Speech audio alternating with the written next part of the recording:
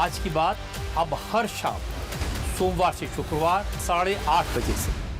Media के सामने अगर आप गाली गलौज कर रहे हैं तो आप सोचिए कि आप सांसदों के साथ कैसे सलूक करते होंगे। आप कैसे सलूक करते होंगे, मतलब पर्दे के पीछे क्या होता होगा। और उसी का फायदा एक तरह से शिंदे गुट ने उठाया। ये जो पूरा घटनाक्रम हुआ ये एक दिन में नहीं हुआ, ये पिछले कई महीनों से चल रहा था। ये भी कहा जा रहा है कि उद्धव ठाकरे, आदित्य ठाकरे तो मिलते ही नहीं थे सांसदों से, विधायकों से मुलाकात नहीं होती है। ये लोग घर से बाहर ही नहीं निकलते, अपनी पॉलिटिक्स सिर्फ घर में ही चलाते रहते हैं। तो जब आप ग्राउंड पर नहीं जाएंगे, आप सांसदों से नहीं मिलेंगे, जबकि आपके सिर्फ 9 सांसद है और 20 विधायक है, अगर आप उनसे ही नहीं मिलेंगे तो फिर आप किस तरीके की राजनीति, किस तरह की राजनीति होगी, ये सवाल निशान है।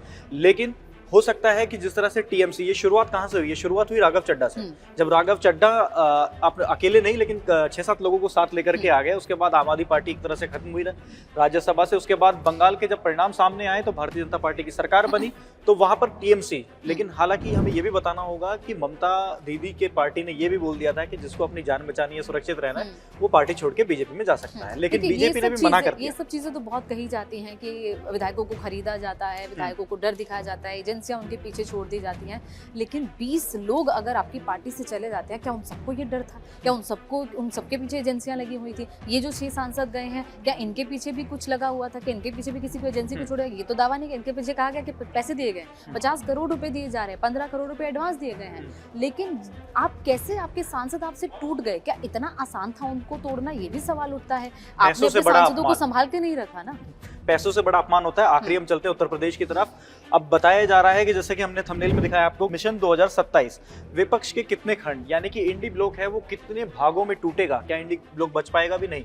अगर इंडी अलायंस की बात करें तो कांग्रेस ने साफ तौर पर ऑफर भी दे दिया था कि मर्ज कर लीजिए, आप शरद पवार के एनसीपी हो या फिर ममता बनर्जी हो।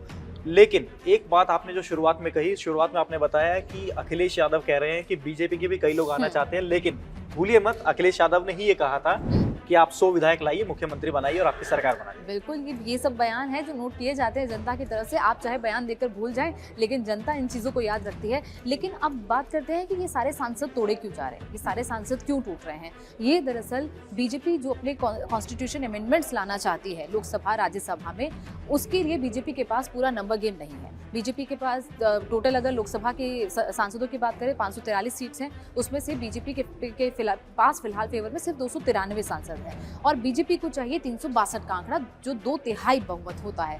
लेकिन उसी के कारण बीजेपी जो विमेन बिल लाई थी वो पास नहीं करवा पाई थी, और इसके साथ साथ ये बाकी की जो बिल्स वो लाना चाहती है आगे, डिलिमिटेशन वो भी लाना चाहती है, तो ये सब पास नहीं हो पाए। और यही वजह है कि बीजेपी अब सांसदों, अब ये कहा जा रहा है कि बीजेपी सांसदों को इसीलिए तोड़ रही है ताकि वो 360 का वो मैजिक फिगर जो है उसको छू पाए। अब इसमें देखिए, अब अगर 7 आम आदमी पार्टी के सांसद आ जाते हैं तो 293 में 7 हो गए, यानी कि 300 हो गए। देखिए राज्यसभा का गणित तो क्लियर है, वहाँ तो बीजेपी के पास मेजॉरिटी आ ही जाएगी, क्योंकि अभी। लेकिन अगर आप यहाँ लोकसभा की बात करें तो ममता बनर्जी के 20 सांसद हो गए, 293 और 20 313 हो गए, और उसके बाद ये आ जाते हैं 6 सांसद, 319 हो गए।